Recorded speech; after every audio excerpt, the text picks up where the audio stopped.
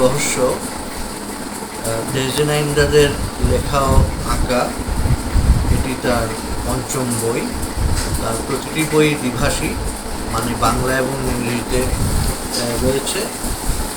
Canada থেকে বাংলাদেশে বেড়াতে আসা টায়রা, ছোট্ট মেয়ে,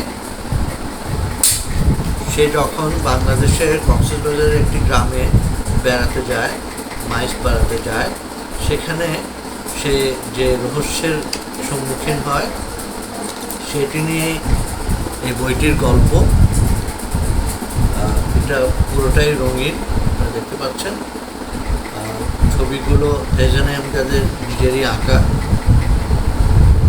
এবং এটি আগে যেরকম বলেছিলাম এটি তার পঞ্চম বই। তার প্রথম বই ছিল কেনেডি টু কিপলিং, তারপরে ছোট ছোট অনুভূতি, তারপর আমার বেগুনি ডলফিন, এরপর টায়রার মিষ্টি স্বপ্ন,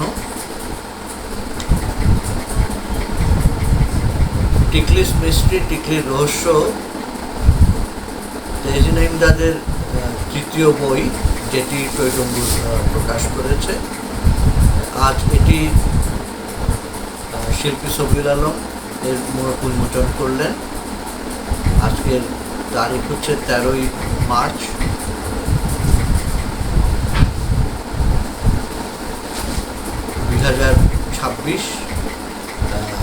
এটি শিল্পী সবিউল আলমের বাসভবনেই এর মোড়ক উন্মোচন হলো।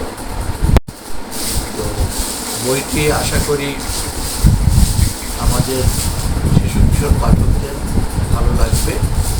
বইটির মূল্যটি রাখা হয়েছে 300 টাকা। এটি টৈটম্বুরের ফেসবুক, রকমারি.com এবং আমাদের নর্থ আমেরিকার যে অনলাইন বুক স্টোর গ্রন্থকুঞ্জ, তার মাধ্যমে পাওয়া যাবে।